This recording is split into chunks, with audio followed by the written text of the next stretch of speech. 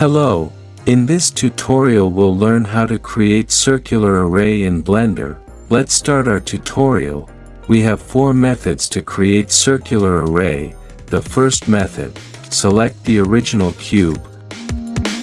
Press G then Y and move the cube. Change the mode to edit mode. From the appeared left option select spin. Select the plus sign which appeared and move to left. From the bottom left corner menu appeared change the value of the angle to 360 and change the steps to the number of objects as you want. And that is it. The second method, select the original cube, press G then Y and move the cube.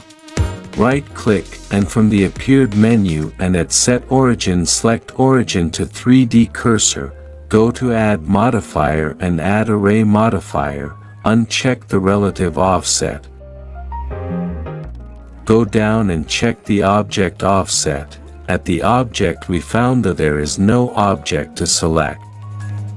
So go to Add Menu and from Empty select Arrow. Select again the cube. And at the Array Modifier make the object to be the empty. Select the empty and chain the rotation Z value to be 36. Select the cube again and change the count to 10, and here it is.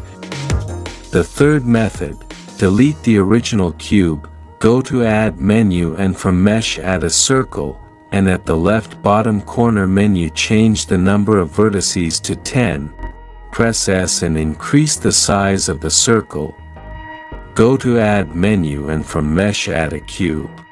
Press S and decrease the size of the cube. Select the cube then press Shift and select the circle. Press Ctrl and the P buttons together and from the appeared menu select Vertex, and at the right from the instancing select Vertices. At last select the original cube and press H to hide it, and that is it. The fourth method, select the original cube, press G then Y and move the cube. Change the transform pivot point to 3D cursor. Create a copy of the cube by pressing Shift D buttons, then press or then type 30. Press Shift or many times to repeat the last step many times. And that is it.